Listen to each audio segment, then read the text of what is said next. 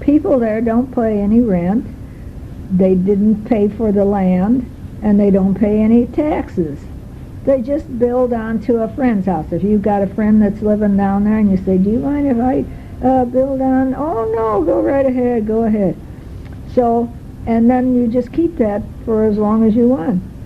Everyone waved to us, and some were hollering, I love you, and kids were all posed like for pictures, jumping around, smiling, making faces, and it was just fun. We just enjoyed it so much. I especially got soaked. We were in the back row. There was like 3 rows of seats there. And seats was like a wooden bench.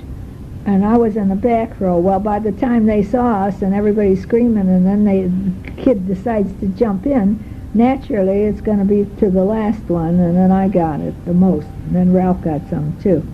Oh, by the way, the outhouses are right by the houses. So poops and peas all go in the canal, and all the soaps, and all the foods, and the garbage, and the tide comes, and it goes, and they hope it washes things away. I don't know, maybe it does, but I always saw a lot of stuff floating around. I would say, we don't think the people drink that water, because we saw people getting water out of containers at the back of the house. And I heard later that no, they buy water or use city water, one of the two. Anyway, then there was one time that after we came back from this trip, we went way back in a field, way out of the city, and we went in a field, and we saw a diamond man. There's nothing there, just this little bunch of people huddled together underneath they had a couple of sticks up, and they had a piece of not canvas, the plastic over the top so that it wouldn't be so hot. They built a shaft. It's not very big, maybe 5 by 5, something like that. It goes down about 30 feet to the bottom. And at the bottom, there's clay, of course, and it's all kind of soupy because they pump some water in so that it isn't too hard to dig. So there they are. And one guy is at the bottom digging out the wet clay and putting it in buckets. And then there's like 4 tiny platforms on the way up. And there's 4 ladies standing on the platform, young girls. And as the bucket comes up to one, she hands it to the other, and to the other, and to the other, until it gets up to the top. Then at the top, there's girls on the top, and they're carrying the clay to the sorters. Meanwhile, those girls on the top have got that white rice and clay on their faces, kind of gets the sun off their faces. They got scarves over their heads because it's hot as blazes out there. It's very hot. And they carry it up to the sorter. And then the sorter, he pushes it through the water trough or a sluice, whatever you want to call it.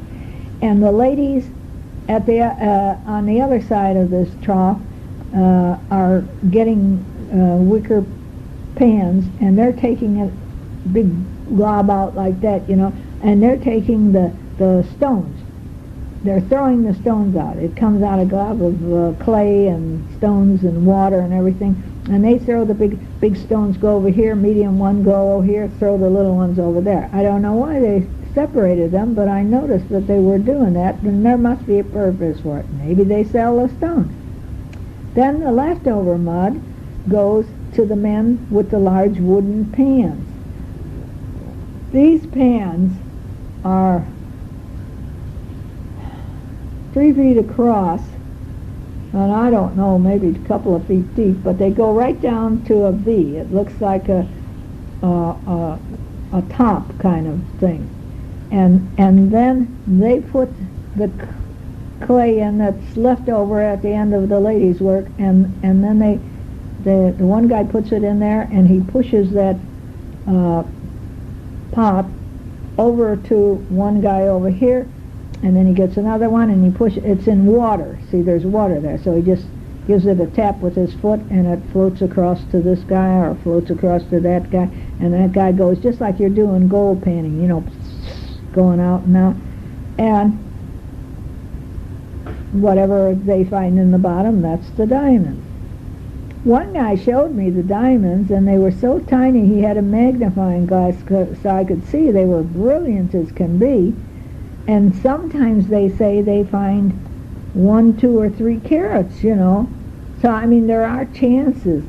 And what this is like you would go in a bunch, like you would be maybe a whole family or a group of really good neighbors, and you'd say, let's go, we'll camp out there and we'll stay out there and work on the government land, and we'll get ourselves some diamonds. But it's tremendously hard work.